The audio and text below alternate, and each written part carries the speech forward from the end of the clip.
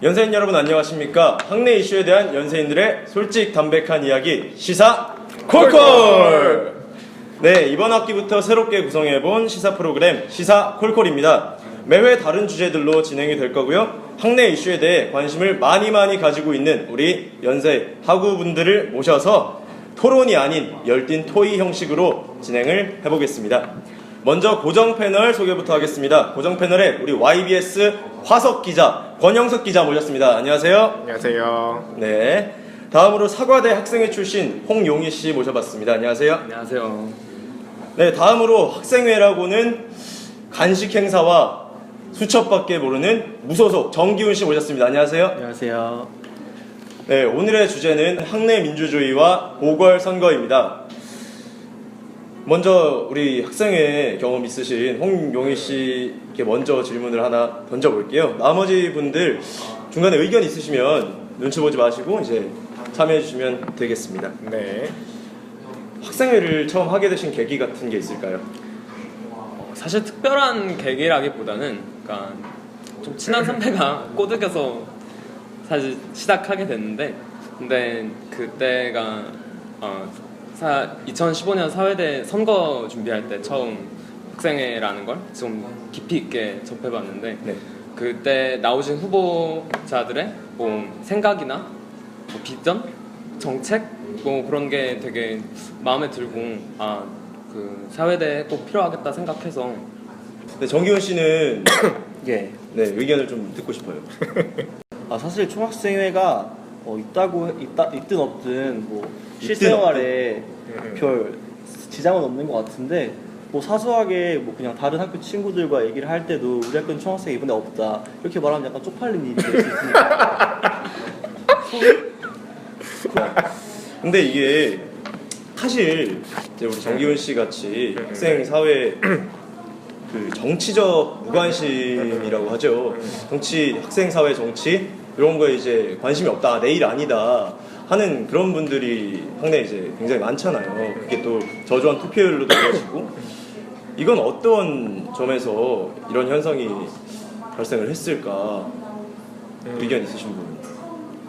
일단 제가 먼저 말씀을 드리자면은 정치적 무관심이라는 것이 뭐 꼭 학생 사회에서만 그런 게 아니라 그냥 뭐 실제 정치에서도 요새 일어나는 현상이기 때문에 뭐 사는 게 각박해지고 취직도 잘 안 되고 그러다 보니까 어쩔 수 없는 일이라고 생각을 하고요. 둘째로는 학생회의 뭐 정책 같은 것들이 실제 학생들에게 잘 와닿지가 않는다. 그런 점들이 있기 때문에 그런 무관심들이 있다고 생각을 합니다.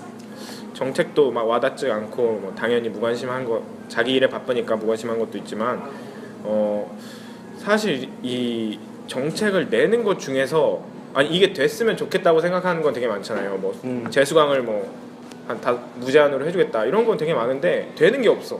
실험 되는 게 없으니까 이게 뽑아봤자 소용이 없는 거예요. 간식 주고 수첩 주는 거밖에 할 일이 없는 거야. 맞아요. 그러니까 안 뽑는 거죠. 저는 그렇게 생각해요. 그러니까 정책의 현실성이 떨어지는 경우가 많아서 기대가 크니까 실망도 되게 커지는 듯한 느낌? 그래도 우리가 학생 사회를 이끌어 가는데 학생회가 꼭 필요.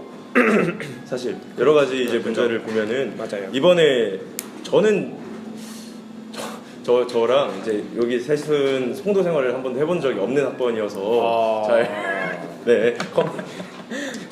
좋지 못하다. 네. 근데 송도에서 이제 벌점 관련 규정 해가지고 좀 문제가 있었다면서요? 그 겨울방학에 잠깐 본 것 같은데, 그 RC 교육원에서 제시하는 뭐 규정집 같은 게 있는데, 그게 겨울방학에 그 뭐 학생 대표자들이랑 아무 상의 없이 그냥 뭐 개정이 됐다고 하더라고요. 송도학사 운영규정 제2장 조직과 기구 10조엔 전체 사생을 대표하는 자치회를 둘 수 있으며, 자치회에서 건의하는 의견은 송도학사 운영관리에 반영될 수 있다고 나와 있습니다. 현재 전체 사생을 대표하는 자치회 기구는 없는 것으로 드러났습니다.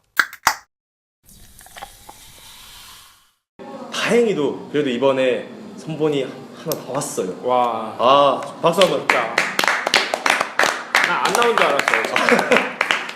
다 함께 맞죠? 네. 네. 다 함께.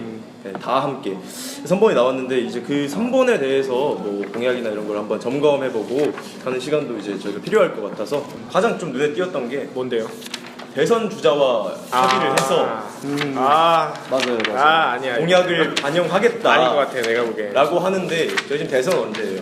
저희는 5월 9일이죠. 예, 5월 9일. 보궐선거 언제예요? 보궐선거가 3월 다음 주죠? 30일? 뭐 다음 주 28, 아닌가요? 29, 30 뭐 이런 식으로 할 28, 거예요. 23. 예, 그러면 28, 29, 30. 협의가 되나요? 사실 저는 그리고 그 시기보다도 예.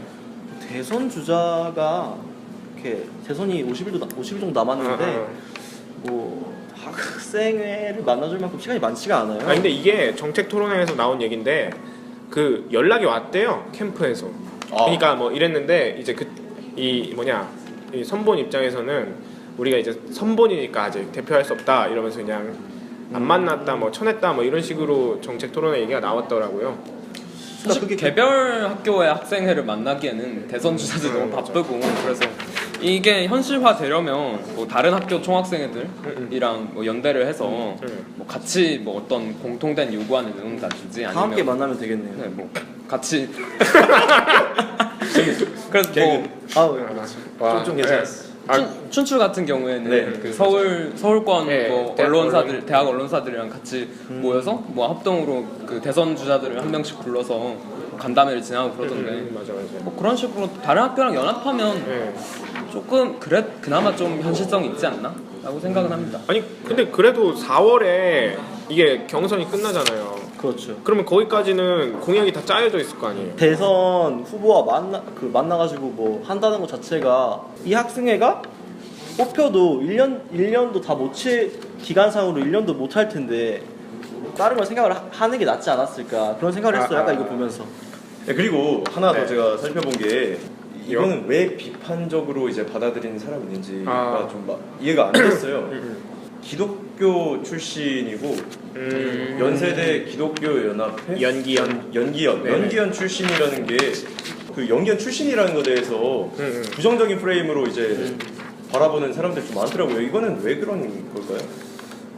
그냥 제가 느끼기에는 뭔가 학교에 들어오면 우리 학교가 아무래도 기독교 학교다 보니까 혹시 뭐 학교랑 뭐 해가지고 뭐 기독교 수업을 늘린다던가 뭐 그런 걸 만든다던가 짓을. 뭐 아니면 뭐 얘네 계속 전도하는 거 아닐까? 뭐 이런 걱정 아닐까요?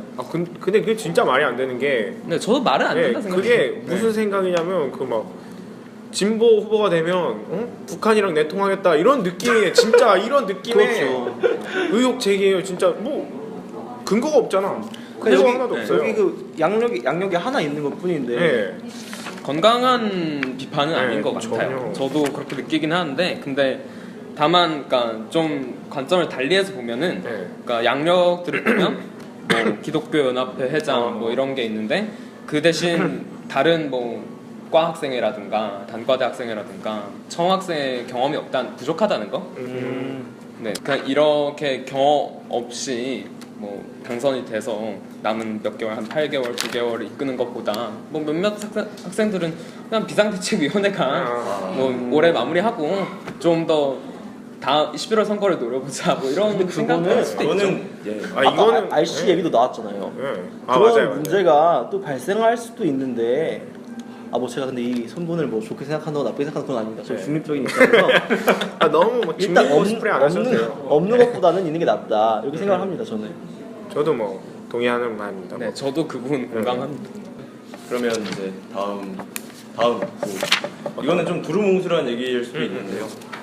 준비가 좀 덜 된 건지 좀 그런 느낌을 좀 받았거든요. 왜냐면 저희 이제 기자가 YBS 기자가 정책 토론회를 갔었대요. 맞아요. 근데 공약이 대체로 추상적이고 당선되면 밝히겠다. 그 저도 뭐 똑같이 느끼는 게 일단 뭐 그런 것도 있지만 공약을 보면 마일리지 수강 신청 있었고 맨날 있고 재수강 맨날 있고 아이고 지겨워요. 절대평가 또 있고 등심이 맨날 있죠. 근데 참 보면은 수강 철회.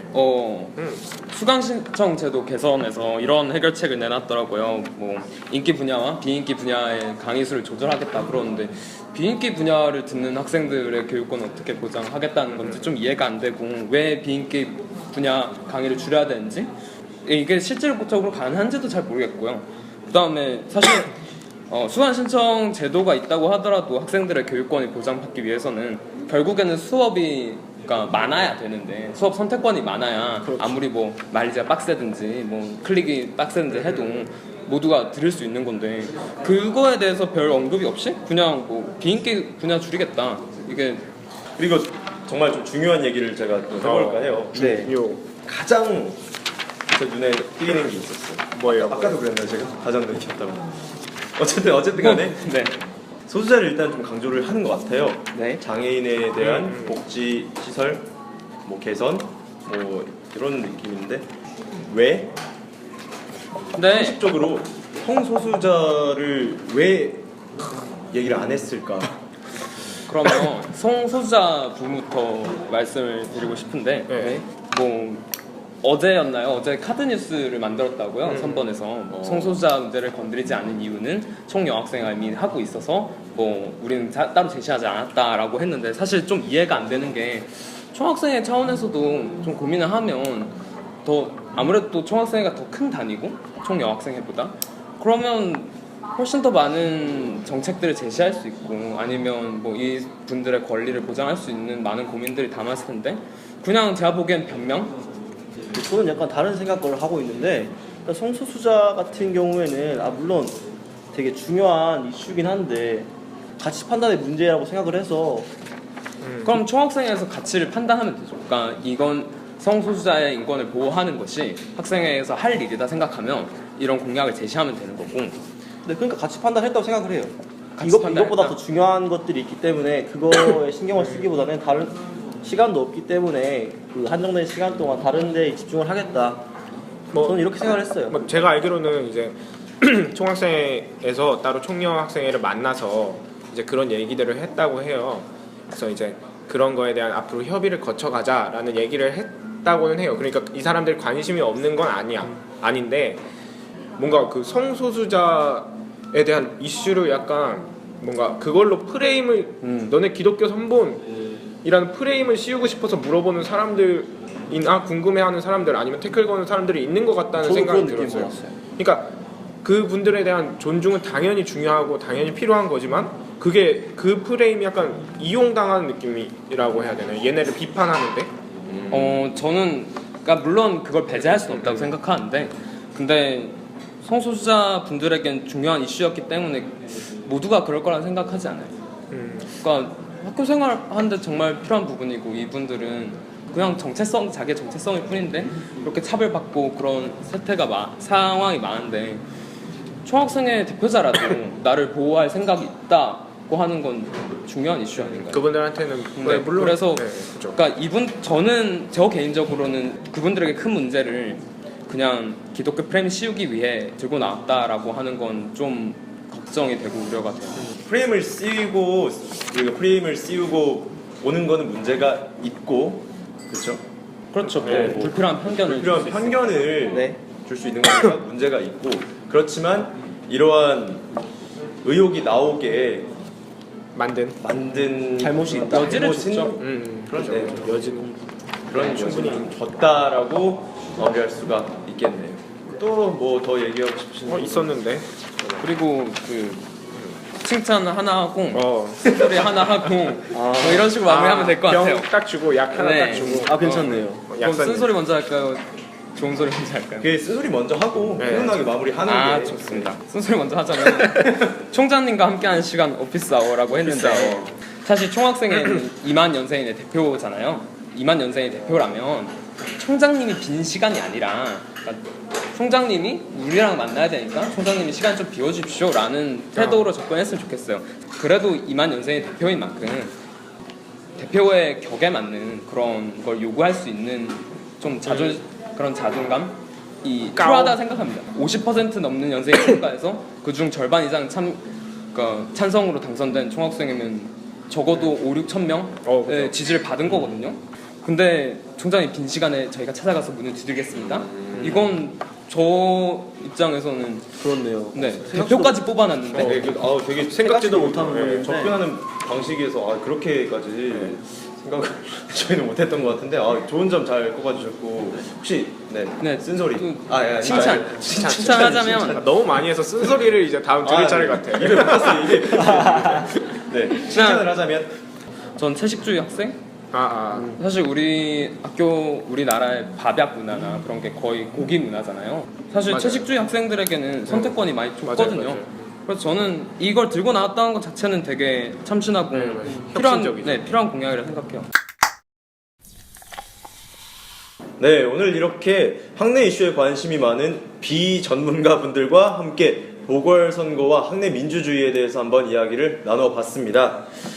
마무리를 해야 되잖아요. 제가 제안을 하나 할게요. 갑자기? 네, 권영석 기자가 그렇게 그 N행시를 잘 짓는다고 이렇게 정평이 나 있어요. 그래서 제가 지금 즉흥적으로 한번 진행을 해보겠습니다. 그리고 그걸로 우리 프로그램 마무리하는 걸로 박수 치고 마무리하는 걸로 이런 거 권영석의 N행시 네. 막 이런 거. 한번 해주죠 뭐. 권영식의 N행시 되겠어요 이거? 다시 한번 권영석의 N행시. 예. 네. 예. 뭘로 할까요? 어떤 걸로 N행시 하실 거예요? 알았어. 제가 드릴게요. 총학생회로 할게요. 총. 총대 메고 나왔으면. 오. 시작이 좋아요 시작이. 괜찮네. 확실히 다예요? 다예요. 생. 생동감 있게. 회.